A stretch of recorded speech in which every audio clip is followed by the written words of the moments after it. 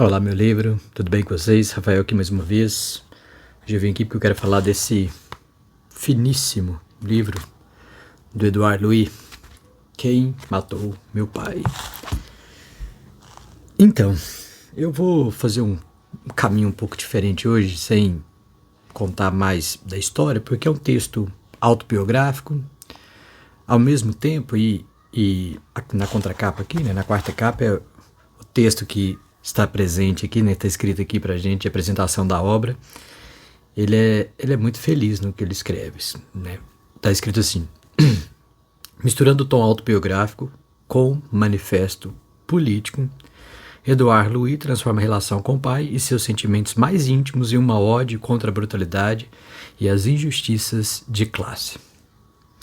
Interessante, porque eu acho que talvez a última obra que eu tenha lido que se assemelhava a um manifesto político ou uma denúncia política dentro de um contexto da esquerda, né, anticapitalista e tal, se eu não me engano foi O País do Carnaval e o Cacau, Seara Vermelha, do Jorge Amado. José Lins do Rego não chega tanto, mas já tem quase 100 anos, né, pelo menos uns 80 anos aí, a gente já tem da publicação dessas obras, se eu não me engano. E é interessante, num tempo tão recente, um autor tão jovem, nascido em 92, então, não vou fazer essa conta agora, 35 anos, 33 anos, não sei, um autor tão jovem, escrevendo como escrevia-se há mais de 100 anos. E isso não é um defeito, eu acho que é só para... eu acho que eu estou falando isso mais para mostrar certa circularidade dos temas, né, que vão e voltam, desaparecem, são ressignificados, repaginados, etc. e tal. E nesse livrinho, quando eu o comprei, eu vi ele na promoção na Amazon, comprei, sabia que ele tinha uma certa relevância, não conhecia nada do autor, nunca tinha visto nada, sabia que era jovem e tal, né, um expoente da literatura francesa contemporânea, da autoficção, que é algo que eu tenho gostado bastante. E até recentemente eu vi um tweet lá no X. Aí como que a gente fala um tweet do X? Um X? Não sei. Eu vi um X no X e o cara comentava que a autoficção provavelmente deve ser um comentário de alguém que tem uma percepção bem específica da arte. Mas é interessante o comentário, porque ele fala que a autoficção, ela representa que aqueles autores que abraçaram esse gênero, né, eles não têm imaginação. E isso ficou na minha cabeça, porque talvez, de acordo com esse tweet, né, a imaginação seria a capacidade de criar um mundo outro, como, sei lá, Dickens fez muito bem, Tolkien fez muito bem, Tolstói, talvez, e outros tantos, né, monstros gigantes da literatura.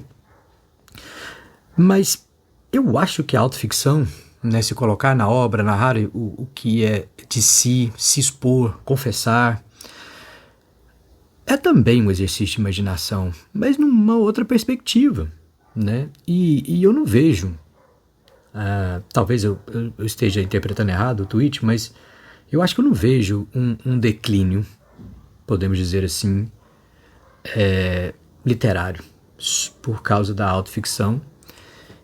E eu não vejo porque a autoficção, ele só representa um momento histórico que nós estamos da individualização e da nossa busca por uma identidade pessoal e coletiva que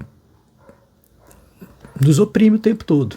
A gente anseia por isso, né?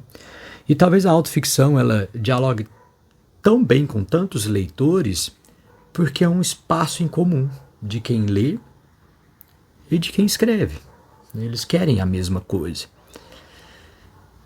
O exercício de imaginação não vai deixar de existir porque a literatura não é apenas autoficção mais, né? Nós temos muita coisa sendo escrita. Então, calma, galera. Mas vamos para o livro aqui. São 70 páginas. Eu comecei a ler assim numa noite, depois que já tinha jantado e tudo. Li 40 páginas, no dia seguinte eu terminei antes de dormir. E eu serei muito sincero. Na primeira noite, o livro me tocou bastante. Porque você percebe que existe nessa autoficção da relação do pai com o filho, né, o filho narrando essa história do pai que não teve a condição de narrar sua própria história, era um homem invisível, né? Conta a história dessa relação de duas pessoas numa cidade pequena no interior da França, se não me engano no norte francês, onde o ressentimento, o ódio, um pai conservador, extremamente homofóbico, que teme a pobreza ao extremo, talvez racista, não sei, isso não é colocado aqui assim, mas é possível nas entrelinhas perceber que esse pai é assim, e é um filho gay que não consegue se conectar com esse pai apesar das diversas tentativas e entende, quando ele era mais jovem, que esse pai tem vergonha dele, né? E aí na segunda parte, depois que tudo isso é colocado de uma maneira muito bonita, muito bem escrita, e na segunda parte aparecem outros personagens, né? A mãe tem uma participação maior, um irmão mais velho, que tem problemas com álcool, drogas, né? E aí tem uma cena que é o ápice, né, dessa segunda parte, em que o filho pega a mãe dando dinheiro para esse irmão mais velho, e o pai já tinha sido bem enfático para que isso não acontecesse e que ela não fizesse isso porque ele só iria gastar o dinheiro, comprar mais drogas, aquela coisa, né, de tentar controlar esse filho. E o filho mais novo, né, o Eduardo aqui, ele pega a mãe fazendo isso, escondido, e um dia a mãe faz um comentário bem desagradável, né, para ele. E ele vinga a mãe numa mesa de jantar quando conta ao pai que a mãe dá dinheiro escondido. E o pai perde completamente a razão, começa uma briga entre pai e mãe, e o filho mais velho entra no conflito e acaba batendo nesse pai, espancando ele. E a criança, adolescente aqui, né, o nosso Louis, ele sente um certo prazer nessa vingança. Porém, na terceira parte, as coisas mudam drasticamente. O pai sofre um acidente de trabalho e tem as costas esmagadas. Na hora que eu li isso, eu pensei, vai, né, sei lá, vegetar, virar cadeirante, né? E o filho agora será a pessoa que vai cuidar do pai, e eles vão se reaproximar porque o pai estará fragilizado, né? Eu previ isso, né? Talvez seja uma das sinas do ser humano, é a previsibilidade que nós nunca acertamos, mas a gente sempre acha que temos a capacidade de acertar. E não, a obra vai para um outro caminho. E é aqui que eu quero entrar, porque é nessa parte que eu disse que aquela, né, na última capa aqui do livro, o texto está muito pontual, porque realmente vira um manifesto político. E aqui, nesse último terço da obra, nós temos um autor que entende que o pai já morreu diversas vezes. Morreu quando era um trabalhador invisível, votava na extrema-direita francesa, minha máquina. Depois morre diante de filhos que não são o que ele quer, vamos colocar assim, ele não fala isso com essas letras, é uma interpretação, obviamente. Depois morre, né, esmagado pela máquina, apesar de estar vivo, né, ele sempre, são as várias mortes de um pai. E por fim, os responsáveis por uma velhice, podemos dizer assim, do pai completamente abandonada, não é a família, não é o filho, mas o Estado francês. E ele nomeia aqui os 3 últimos presidentes da França, o Jacques Chirac, Sarkozy, Hollande, o Macron, E, e nessa parte, aí agora é porque é aí que eu começo a repensar essa autoficção.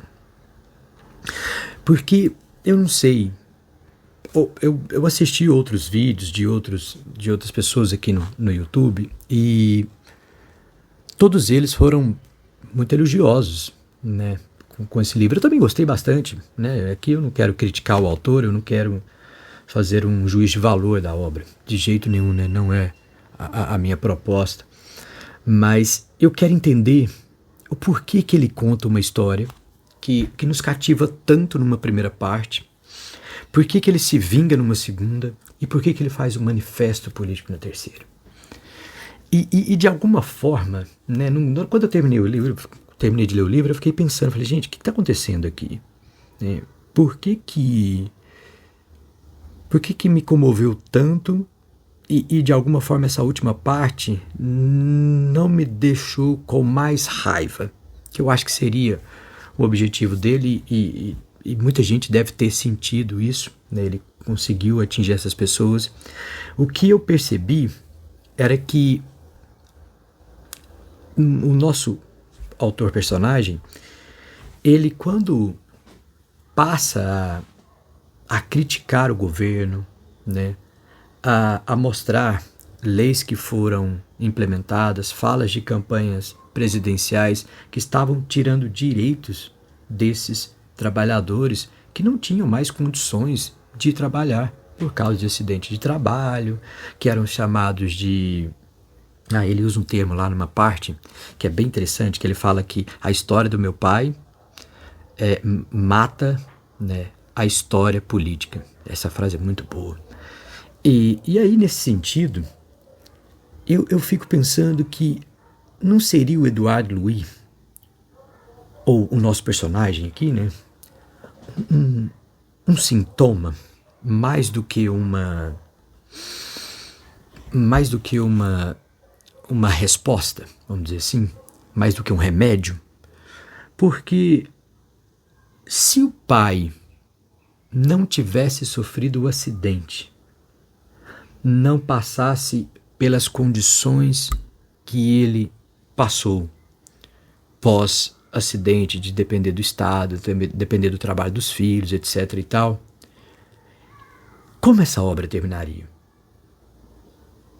E eu acho que ele pensou nisso quando escreveu, porque o título do livro, né, Quem Matou Meu Pai, é um título que, quando você vai lendo, parece que alguma coisa vai acontecer e que vai transformar aquilo tudo numa tragédia.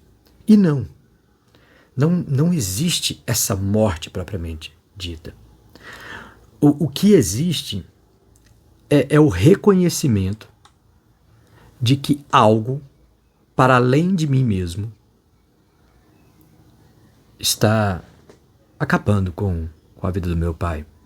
E esse algo é a política, é o Estado, é a retirada de direitos. E claro que ele tem razão nisso. Ele está num espaço em que ele deve denunciar. Mas, aí eu volto à minha primeira questão. E se o pai não tivesse sofrido acidente? Eu sei que o "e se" é exagerado aqui e pode criar até alguma má interpretação, mas e se o pai não tivesse sofrido acidente, onde essa raiva que ele tinha seria canalizada? Esse é o meu ponto. Porque o manifesto político aqui está ligado, obviamente, à sua causa pessoal.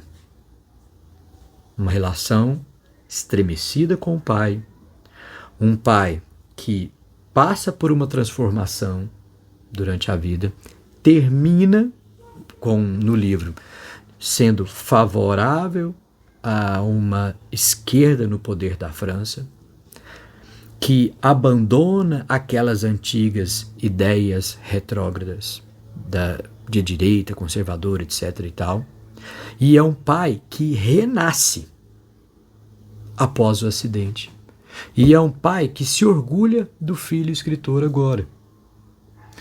Então, vejam, a obra é muito, muito interessante e vale muito a pena lê-la, porque nós passamos de uma vingança ressentida, né, respaldada num ressentimento profundo de uma relação de pai e filho, para uma obra política, para esse manifesto que vai denunciar não só a retirada de direitos, como eu disse, mas para onde eu canalizo o meu ressentimento. O pai muda, mas e o Eduardo? Mudou? Essa é a minha questão. Porque é um homem que escreve sobre o seu pai, já mais velho, com as suas posições políticas, e ele vai mostrando que aquilo que veio antes de mim, ou seja, a geração anterior, ela é capaz de mudar a partir de uma experiência profunda, real e concreta. O acidente e a vida que se desgasta e se acaba depois. Porém, o filho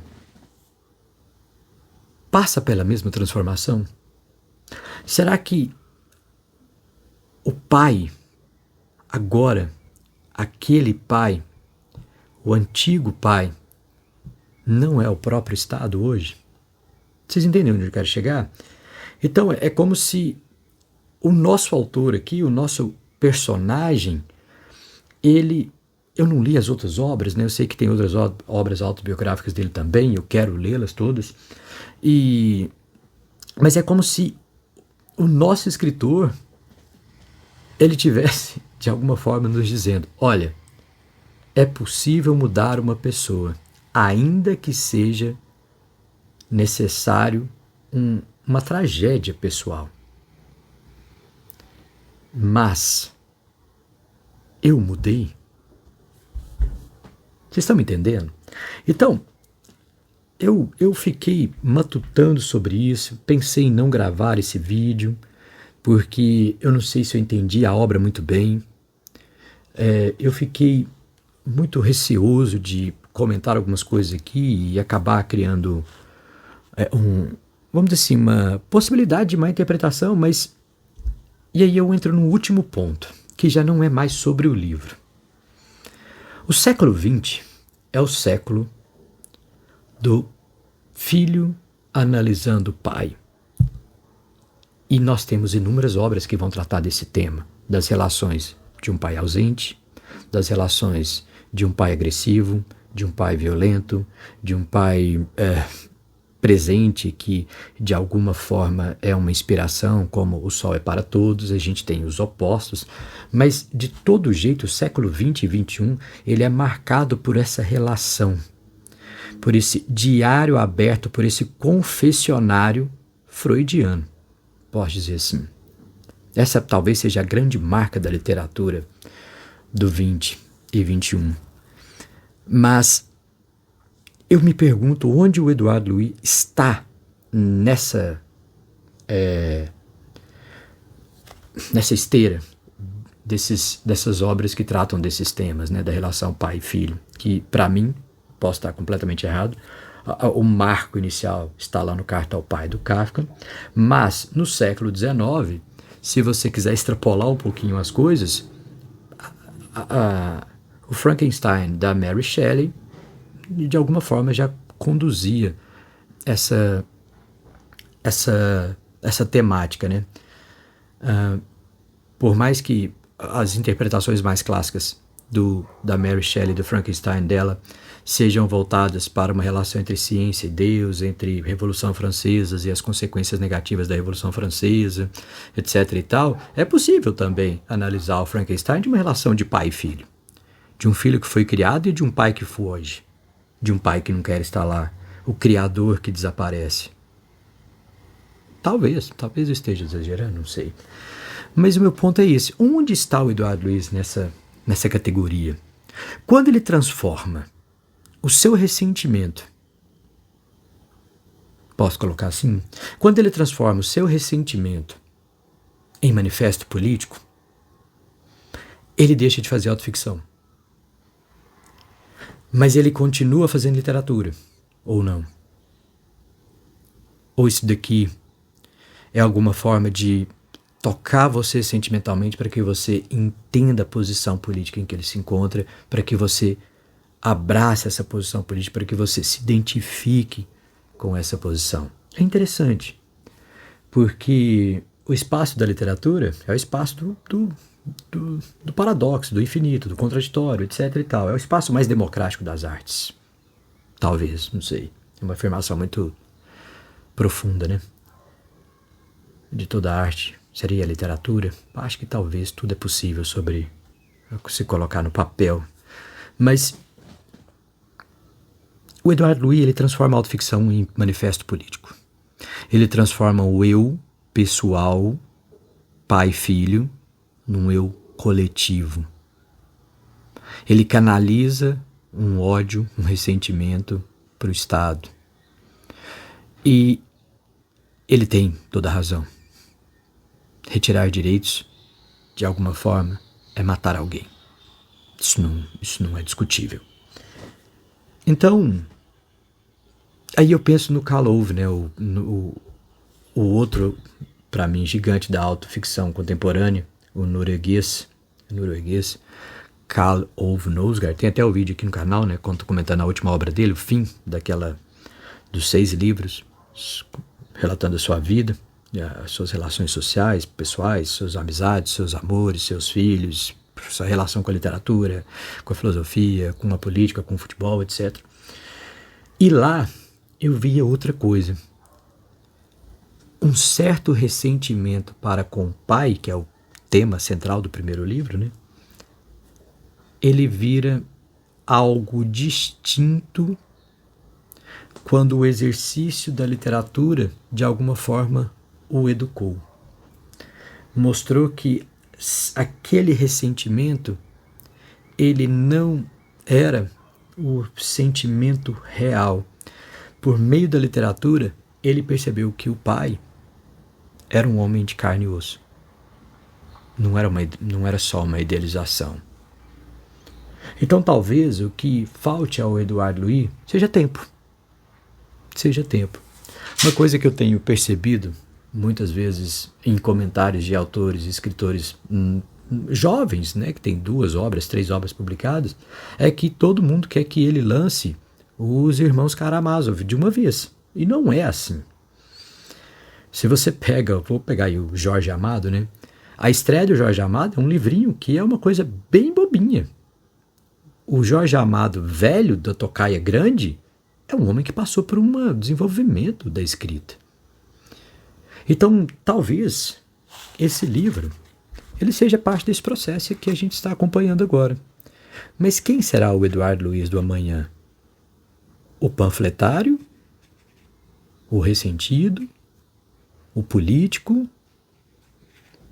Ou o filho que compreende que ele também tem um papel nisso tudo? Não sei. Obrigado.